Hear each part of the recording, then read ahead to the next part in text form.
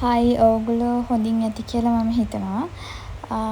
අද මං හදන්නේ මුරුංගා කොළ වලින් වෑංජනයක්, තෙම්පරාදුවක්. එතකොට මුරුංගා කොළ කියලා කියන්නේ ගොඩාක් ගුණදායක දෙයක්. ගුණ ගොඩාක් තියෙනවා.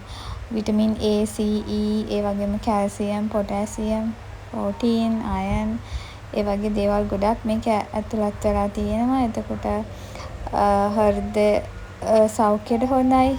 ලේවල සීනි පානය කරන්න. ඒ වගේම අස්ථි ශක්තිමත් කරන්න, ගැස්ට්‍රයිටිස් ඒ හැම දේටම ගොඩක් හොඳ දෙයක්.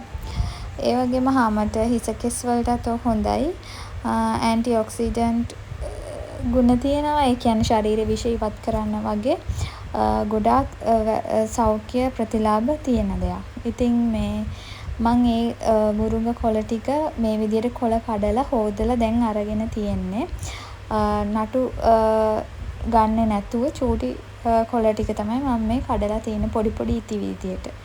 ඊට පස්සේ ඒකට සුදු ලූණු, රතු ලූණු, ලොකු ලූණු, එතකොට අමු මිරිස්, කරපිංචා ඒ ටික තමයි මම අරන් තියෙන්නේ. සුදු ලූණු නම් මම තලලා තමයි ගන්නෙ. එතකොට රස වැඩි. ඉතින් මේ විදිහට පෑන් එකකට තෙල් ටිකක් දාලා ඒක හොඳට රත් වෙනකොට සුදු ලූණු ටික එකතු කරගන්න. ඊට පස්සේ ඔයාලට ඉඟුරු ඕන නම් ඒත් දාන්න පුළුවන් මේ වෙලාවේදී. ඊට පස්සේ මම එකතු කරගන්නේ කරපිංචා. මේ විදිහට තෙලට සුදු ලූණුයි කරපිංචා එකතු කරලා හොඳට කවලම් කරගන්නවා. ඊට පස්සේ ලූණු ටික, රතු ලූණුයි ලොකු ලූණුයි ඒ දෙකම දැම්මොත් රස වැඩි. ඉතින් මම දෙකම ටික ටික එකතු කරගන්නවා. ඊට පස්සේ මේක හොඳට තෙම්පරාදු කරගන්න.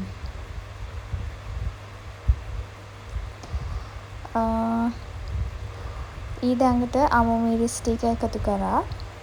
කොච්චි තියෙනවා නම් කොච්චි දාන්නත් පුළුවන්, රසයි. ගොඩාක් රස වෙනවා. ඉතින් කොච්චි ඔයාලා ගාව තියෙනවා නම් දාන්න. ඊට පස්සේ මේකට මම දැන් මේක හොඳට තෙම්පරාදු වෙගෙන ඇවිල්ලානේ තියෙන්නේ. ඒ හින්දා මේකට අපි එකතු කරමු බෙදපු 3-5 වලින් චුට්ටක්, අර ගොඩාක් නෙමෙයි, චූටි ප්‍රමාණයක් මම එකතු කරා.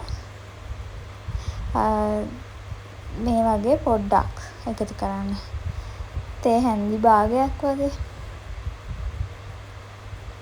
ඒක රසය ගන්න විතරයි. ඊට පස්සේ මම මිරිස් කුඩු ටිකක් එකතු කරනවා.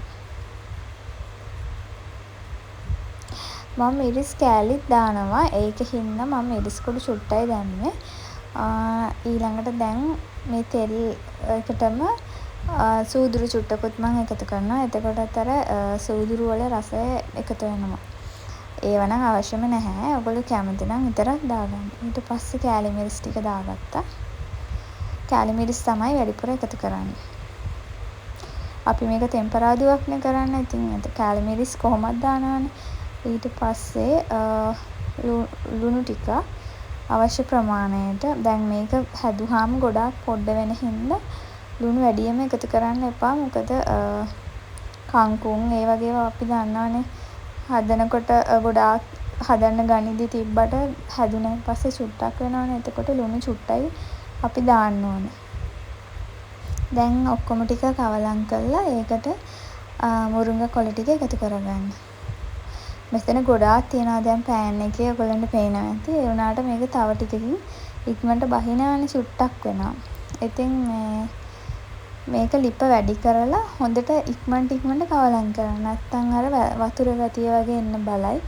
ඒ හින්දා ගින්දර වැඩි කරලා පුළුවන් තරම් ඉක්මනට මේක කවලම් කරන්න ඕනේ.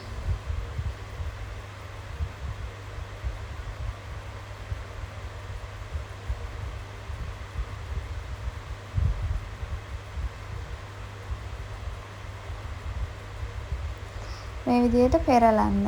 දැන් අර යට තියෙන මිරිස් 3-5 ඒ ටික ඔක්කොම එතකොට මේකට උරා ගන්න. මේක ගොඩක් හොඳයි කනවා නම් ඇත්තටම රසයිත් එක්ක. මේක මැල්ලුනුත් රසයි තෙම්පරාදු කරලත් රසයි. ඉතින් මැල්ලුම් වලට වඩා මම කැමති මේ විදියට. ඉතින් ඒකයි මං අද මෙහෙම හැදුවේ. හැබැයි මැල්ලුම් වල ගුණ ගොඩක් රැකෙනවා කියලා මට හිතෙනවා. මේකේ මේ විදියට හදනවට වඩා. ඉතින් ඕගොල්ලන් එකම විදිහකට කන්න කැමති නැත්නම් ඔයාලට මේ විදිහ try කරලා බලන්න පුළුවන්. මේකට ඔයාලා කැමති නම් උම්බලකඩ ඒවත් දාන්න පුළුවන්. බිත්තරයක් එහෙම දාන්නත් පුළුවන් මේක හැදීගෙන එනකොට. උම්බලකඩ දානව නම් තෙල් දාන වෙලාවට ඒකට දාන්නත් පුළුවන්. හාල් මැස්සෝ ඒ වගේ දේවල්ුත් අපිට එකතු කරගන්න පුළුවන්. එතකොට මේකේ රසය වැඩි වෙනවා වගේම ගුණත් වැඩි වෙනවා. ඉතින් වෙජිටේරියන් කෙනෙක්ට නම් ඒ මුකුත් එකතු නොකර මෙහෙම හැදුවත් ගොඩක් ගුණයි. දැන් මේක ගොඩක් දුරට තැම්බිලා තියෙන්නේ. දැන් අපි ලිප අඩු කරගෙන පොඩ්ඩක් මේක කවලම් කරගමු. ඒ අතරතුරේදී ඔයගලන්ට ලුණු රස බලන්න පුළුවන්. කොළ එකට එකට ඇලිලා නැති වෙනකන් හැන්දෙන් පොඩක් කවලම් කරගෙන මෙන්න මේ වගේ තමයි දැන් තියෙන්නේ. දැන් නම් කාලා බලන්න පුළුවන් ඔයගලන්ට ඒක තැම්බිලාද. එතකොට ලුණු කොහොමද ඒ ටික බලන්න පුළුවන් මේ වෙලාවේදී.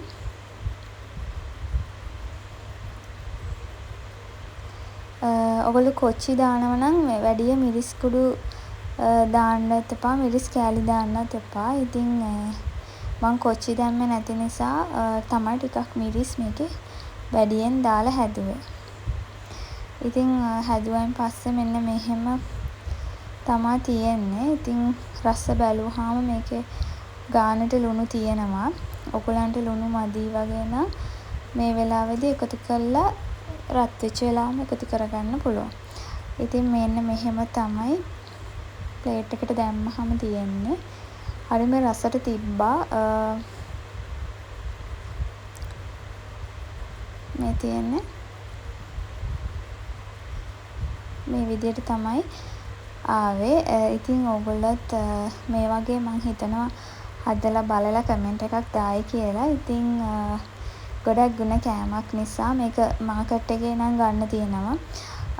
ෆුඩ් සිටි වගේ කීල්ස් වගේ නම් වැඩිය දකින්නේ නැහැ. හැබැයි ඉඳලා හිටලා තියෙනවා.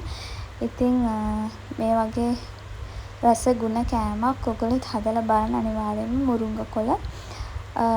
ඉතින් බලලා කමෙන්ට් කරන්න.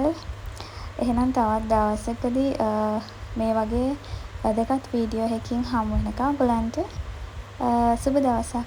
බයි.